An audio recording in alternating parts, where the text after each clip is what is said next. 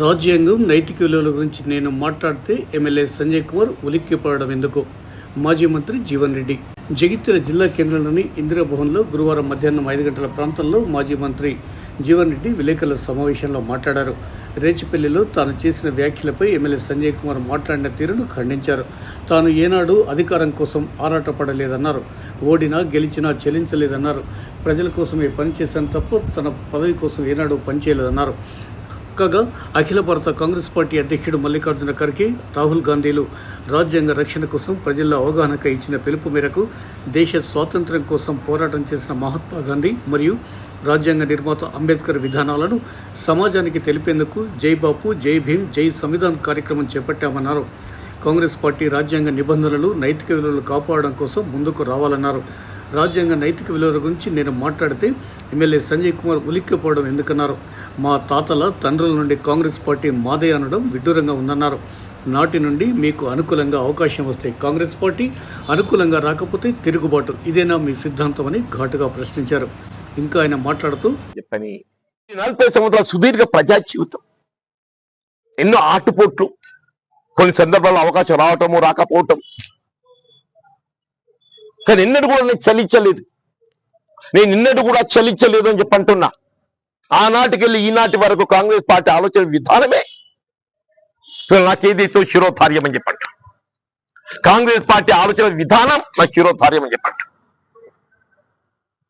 2006-2008లో కూడా ఏదైతుందో అప్పుడు కాంగ్రెస్ పార్టీ అధిష్టానం అప్పుడున్న ప్రత్యేక పరిస్థితుల్లో కేసీఆర్ గారిపై పోటీ చేయడానికి మరి నాకు సూచన చేస్తే, in 2006 and 2008 I was candidate ఇక్కడ, మీకు అందరూ తెలుసు.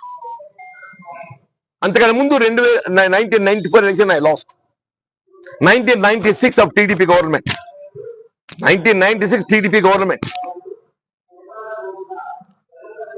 రమణ గారు ఏదైతుందో పార్లమెంట్కి ఎంపికైన ఉప ఎన్నికలు వస్తే ఉప ఎన్నికల్లో కాంగ్రెస్ పార్టీ అప్పుడు Congress party was only 24 MLAs. Out of 294, Congress party was with only 24 MLAs. TDP అధికార పార్టీ రాష్ట్రంలో. కానీ జగిత్యాల ప్రజానీకం చెప్పంటారు. నేను నిజంగా కూడా సరే ఎట్లాగూ నా జీవితకాలం ఈ ప్రజాసేవలు కొనసాగాలని చెప్పని భావిస్తున్నాను కాబట్టి నేను జగిత్యాల ప్రజల రుణం మాత్రం తీర్చుకోలేని చెప్పండి. అన్న నేను గెలిస్తే ప్రతిపక్ష పార్టీ. ఇప్పుడు సాధారణంగా జనరల్ ఎన్నికల్లో రేపు ఏ పార్టీ అధికారానికి వస్తున్నది మనకు కొంత సందిగ్ధం ఉంటుంది. Any party can come to power. 96లో నా పోటీయే ప్రతిపక్ష పార్టీ స్థానం కొరకు. ఎంపిక అయితే నా స్థానం ఎక్కడ? ప్రతిపక్ష పార్టీ.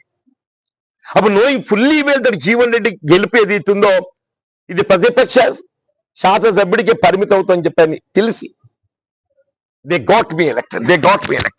అంటే నాపై వాళ్ళు ఉంచినటువంటి గౌరవం, నా నాయకత్వం పట్ల ఉంచినట్టు అది అని చెప్పంటున్నాను. అందుకే నేను జగిత్యాల ప్రజానీకానికి ఎప్పటి కూడా అంటే ఎప్పుడు నాకు ఇంత పెద్ద గౌరవం లభించదు. ఎవరైనా అధికార పార్టీ అని చెప్పంటే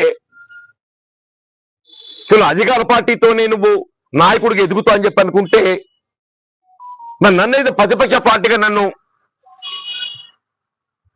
ప్రజానీకం ఏదైతుందో ఊహించిన ఆశీర్వదించిన అంటే జీవన్ రెడ్డి యొక్క సమర్థత.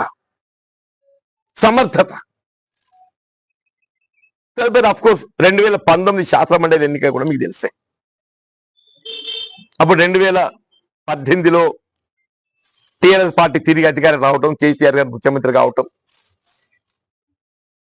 నేను 2014లో అప్పుడు ఉమ్మడి 3 జిల్లాల్లో నేను ఏకైక శాసనసభ్యుని. ఉమ్మడి 3 జిల్లాలలో నేను ఏకైక శాసనసభ్యుని. ఆదిలాబాద్, నిజామాబాద్, కరీంనగర్. ఆదిలాబాద్ ముధోల్కి వెళ్ళి ఆయన విఠల్ రెడ్డి గారు గెలిచినా కానీ ఆయన he shifted to TRS. Vithal Reddy మిగిలిన దానిలో నేను ఒక్కరిని 3 జిల్లాలన్నా. మెదక్లో 2 ఉంటే నారాయణఖేడ్ కృష్ణారెడ్డి గారు చనిపోయిండు. ఉప ఎన్నికల్లో టిఆర్ఎస్ గెలిచి వచ్చింది. మళ్ళీ జీతారెడ్డి గారు ఒకరు ఉండే. మొత్తం ఈ బెల్ట్ మొత్తం 4 జిల్లాలు అంటూనే. నేను ఎన్నడూ కూడా చెల్లించలేదు. నా బాధ్యత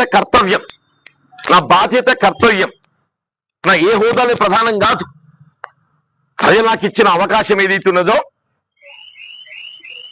వీళ్ళ పాలక పక్షం ప్రతిపక్షం కాకుండా ఏదైతుందో, వీళ్ళు నువ్వు శాసనసభలో నీ బాధ్యత నిర్వర్తించు, జగిత్యాల ప్రజానీకానికి ప్రాతిథ్యం వహించు చెప్పి నాకు అవకాశం ఇచ్చింది. ఆనాడు కేసీఆర్ గారు ముఖ్యమంత్రిగా బాధ్యతలు చెప్పింది. తదుపరి జగిత్యాలకు వచ్చింది, కరీంనగర్కి వచ్చింది.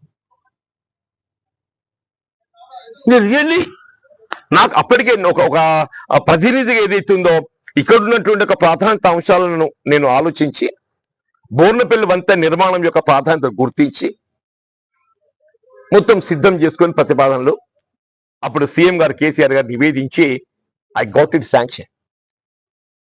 శాంక్షన్ బోర్నపల్లి వంతెన ఎన్నిక కూడా మీకు తెలుసు. ఆనాడు కూడా శాసన మండలి సభ్యుడిగా గెలవడంతో నా స్థానం ప్రతిపక్షం. నేను కాంగ్రెస్ పార్టీ అభ్యర్థి పోటీ చేస్తున్నాను కాబట్టి అధికార పార్టీ బీఆర్ఎస్, నా స్థానం ఏదైతుందో ప్రతిపక్షం. శాసన మండలిలో కాంగ్రెస్ పార్టీ సభ్యత్వం అప్పటికి లేకుండా అయిపోయింది.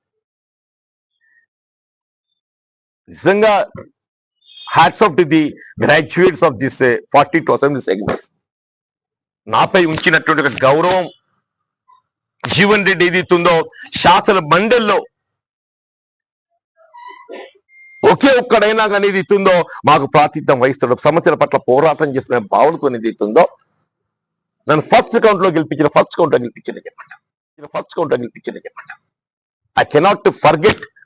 మనం చెప్పా శాసన మండలి సమావేశ చివరి దినాల్లో నాకు అన్నిటిగా తృప్తినిచ్చింది ఏదైతుందో ఈ శాసన మండలి పదవి బాధ్యత అని చెప్పి. ఎందుకంటే 6 సంవత్సరాల కాలం సభలో ఏకైక సభ్యుడిగా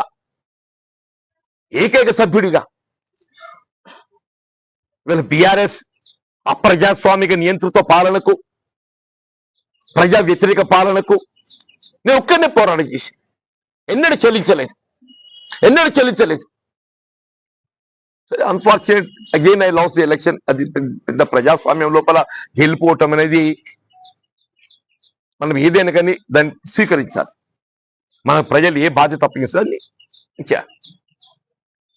నేను ఒక కాంగ్రెస్ పార్టీ సైనికుడిగా, ఒక క్రమశిక్షణ గల సైనికుడిగా, కాంగ్రెస్ పార్టీ ఆలోచన విధానం ఇచ్చిన ప్రణాళికను ఏదైతుందో నేను ప్రజలకు తీసుకోవడం ప్రయత్నం చేస్తున్నాను.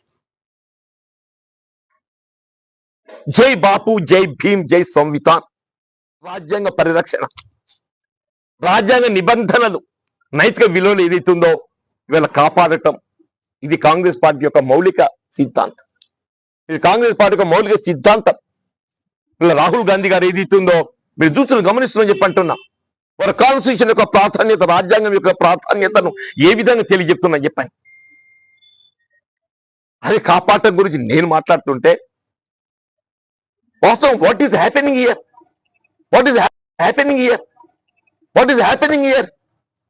కార్యకర్తలు మనోధైర్యం చెప్పాల్సిన బాధ్యత నాపై లేదానే? కార్యకర్తలు మనోధైర్యం చెప్పాల్సిన బాధ్యత నాపై లేదా? ఇలా రాష్ట్రంలో కాంగ్రెస్ ప్రభుత్వం అని చెప్పంటే కాంగ్రెస్ కార్యకర్తల శ్రమ ఫలితం, వాళ్ళు చెమటోడ్చి ఏదైతుందో ఇలా రాష్ట్రంలో కాంగ్రెస్ పార్టీ ప్రభుత్వాన్ని ఏర్పాటు చేసుకోవడానికి కోసం కృషి చేసిందని చెప్పంటారు. వాళ్ళ హక్కులు కాపాడడానికి ప్రయత్నించిన నా బాధ్యత అవుతుందా? కానీ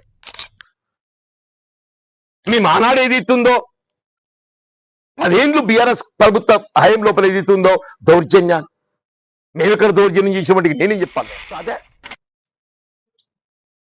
ఇదే హప్షిపూర్ ఎగ్జాంపుల్ చెప్తున్నాను.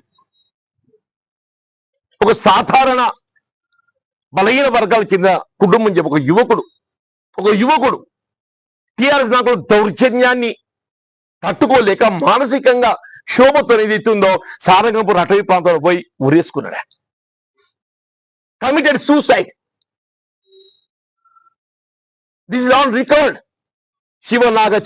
శివనాగేశ్వర్ పిల్లుడి పేరు. నేనేం దౌర్జన్యం చేసినంటే ఏమన్నా నువ్వు ప్రత్యక్షంగా పరోక్షంగా జరిగినాయి ఏదైతుందో జరిగినాయి కదా. నేను ఎన్ని చెప్పాలని చెప్పి అంటున్నా. ఈయన block Congress president, senior Congress నాయకుడు. సరే, రాజకీయ నాయకత్వం లోపల ఏదైతే విభేదాలు ఉండొచ్చు కాదు. రౌడీ షీట్ రానే నాకు ఇది ఆశ్చర్యం కలుగుతుందని చెప్పి అంటున్నా. ఎన్ని ఎస్సీ కేసులు పెట్టించిండే మా Jitender Yadav and Mrs Shrimati sarpanch TRS లొంగలేదని చెప్పాడు. కేవలం ఒకటే, లొంగలేదని చెప్పని అవుతుందో ఆయన సర్పంచ్ సస్పెండ్ చేయించాడు. నిజమా అబద్ధమే? 1 year సస్పెండ్ చేయించు. ఒకటి ఏంటంటే, నువ్వు నాతో కలిసి పనిచేయడం ముందుకు రా. జీవనంలో ఉన్నది ఏంది, ఆయనతో ఏమైతుంది?